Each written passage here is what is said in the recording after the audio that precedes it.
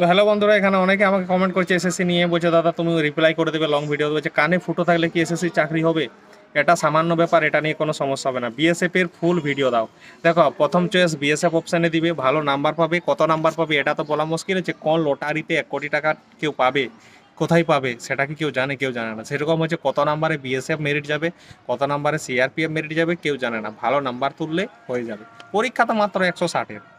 তো সেটার জন্য 80টা প্রশ্ন থাকে। তো 80টা প্রশ্নের মধ্যে তুমি যদি 20টা করো আর বলো দাদা আমার চাকরি হবে, তাহলে কি এটা কোনো কথা হলো? সেরকম হচ্ছে ব্যাপার। বলছে ভোটার কার্ড ছাড়া কি অনলাইন করা যায়? হ্যাঁ, ভোটার কার্ড ছাড়া এসএসসিজিডি অনলাইন করতে পারবে। বলছে নখনি আছে, এটা বালিশ লাগিয়ে ঠিক করো, তাহলে তোমার সমস্যার সমাধান পেয়ে যাবে। জেনারেলদের কাট অফ কত যায়? ভাই এরকমভাবে কিছু না, তবে 120 130-এর মধ্যে হয়ে যাবে, ঠিক আছে।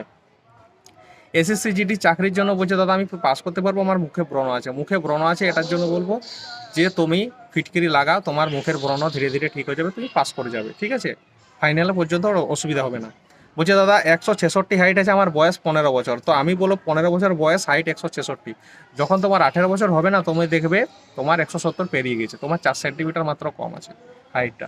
আর এখন থেকে তুমি যদি ভালো করে প্রতিদিন রানিং প্র্যাকটিস করো, প্রতিদিন চিন আপ করো, পুশ আপ করো, আরে কটা করতে পারবি সেটা লোকে বললে তোর দ্বারাই হবে না, তুই রানিং করছিস ধীরে ধীরে। এটা লোকের কথা আমি কেন শুনবো? একজন গরু চড়াচ্ছে, সে যদি আমাকে জ্ঞান দেয় যে তুই পরীক্ষাতে পাস করতে পারবি না, আমি কি তার কথা শুনবো নাকি বলো? সেরকম তোমাকে যে জ্ঞান দিচ্ছে, সে নিজেই কিছু হয়তো দেখবে যাও সেখানে করছে না, তো তার কথা তুমি কেন শুনবে? মেন কথা, আমিও তো এই জায়গাটা পেরিয়ে এসেছি, আমি তো জানি মানুষ কিরকম ভাবে মানুষকে ডিমোটিভেট করে দেয় কাউকে কিছু করতে দেখলে। তো আশা করি কথাটা বুঝতে পেরেছো। চ্যানেলটা সাবস্ক্রাইব করে লাইক কমেন্ট করো।